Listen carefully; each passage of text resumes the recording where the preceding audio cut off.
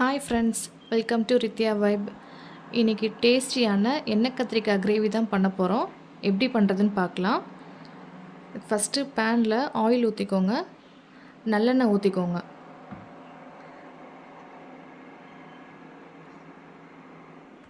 கத்திரிக்காவை இந்த எண்ணெயில் வதக்க போகிறோம். இந்த மாதிரி நீங்கள் சென்டரில் ரெண்டாக கட் பண்ணிக்கோங்க. கத்திரிக்காவை ஃபஸ்ட்டு வாஷ் பண்ணிவிட்டு ஒரு காட்டன் டவல் வச்சு நல்லா தொடச்சிட்டு அதுக்கப்புறம் கட் பண்ணிக்கோங்க. ஏன்னா எண்ணெயில் வதக்க போகிறோம், தண்ணி இருந்துச்சுன்னா வெடிக்கும். அதனால் நல்லா தண்ணி இல்லாமல் தொடச்சிட்டு சேர்த்துக்கோங்க. இதில் நீங்கள் காம்பை கட் பண்ணிட்டும் சேர்க்கலாம். நான் வந்து காம்போடு தான் சேர்த்துருக்கேன். ஏன்னா காம்போடு சேர்த்திங்கன்னா பார்க்க அழகாக இருக்கும். எண்ணெயில் போட்டுது அப்படி லைட்டாக திருப்பி விட்டுக்கோங்க. கலர் நல்லா சேஞ்ச் ஆகிற வரைக்கும் வதக்கிக்கோங்க. இந்த கலர் சேஞ்ச் ஆனால் தான் நல்லா சாஃப்ட் ஆகும். நல்லா சாஃப்ட் ஆனதுக்கப்புறம் தனியாக ஒரு பிளேட்டில் எடுத்து வச்சுக்கோங்க.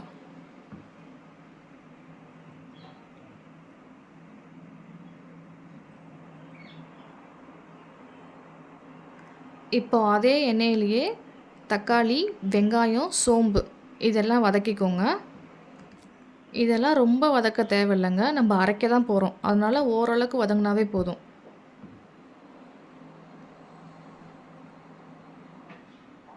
இதையும் தனியாக ஒரு பிளேட்டில் எடுத்து வச்சுக்கோங்க.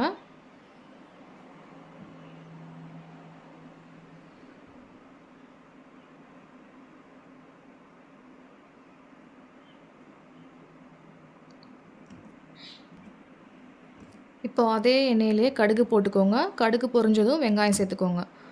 வெங்காயம் ஓரளவுக்கு வதங்கினதுக்கப்புறம் இஞ்சி பூண்டு பேஸ்ட்டு 1 ஸ்பூன் சேர்த்துக்கோங்க. அந்த இஞ்சி பூண்டோட பச்சை வாசனை போகிற வரைக்கும் வதக்கிக்கோங்க. நம்ம அரைச்சி வச்சுருக்க வெங்காயம், தக்காளியை சேர்த்துக்கலாம். இதை நீங்கள் மறுபடியும் வதக்க தேவையில்லை, ஆல்ரெடி நம்ம வதக்கி தான் அரைச்சி வச்சுருக்கோம். அதனால் லைட்டாக ஒரு மிக்ஸ் கொடுத்துக்கிட்டா போதும்.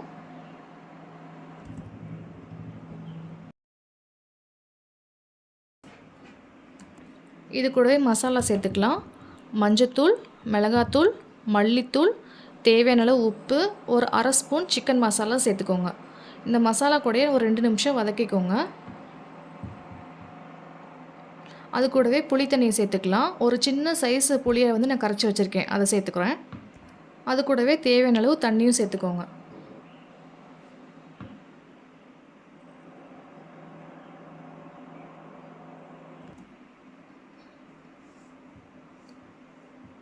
தண்ணி கொதி வந்ததும் அந்த மசாலா வாசம்லாம் போகிறதுக்காக ஒரு 5 நிமிஷம் நீங்கள் குக் பண்ணிக்கோங்க.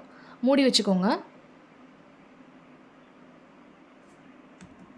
இந்த ஸ்டேஜ்லேயே உப்பு காரம்லாம் கரெக்டாக இருக்கான்னு செக் பண்ணிக்கோங்க. இப்போ கத்திரிக்காவை சேர்த்துக்கலாம்.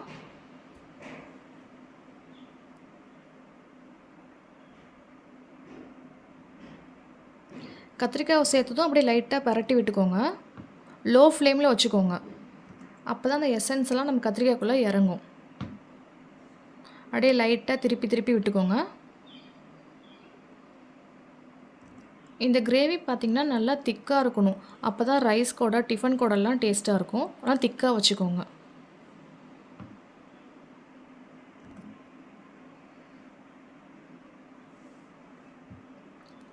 இப்போ பாருங்கள், இந்த அளவுக்கு திக்னஸ் இருக்கணும். கத்திரிக்காயும் நல்லா வெந்துருச்சு.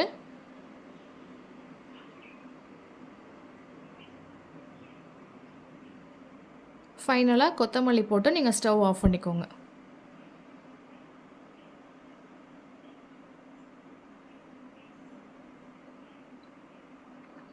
அவ்வளோதாங்க, நம்மளோட எண்ணெய் கத்திரிக்காய் கிரேவி ரெடி ஆயிடுச்சு. உங்களுக்கு இந்த ரெசிபி பிடிச்சிருந்தா மறக்காமல் நம்ம சேனலை ஃபாலோ பண்ணிக்கோங்க, சப்ஸ்கிரைப்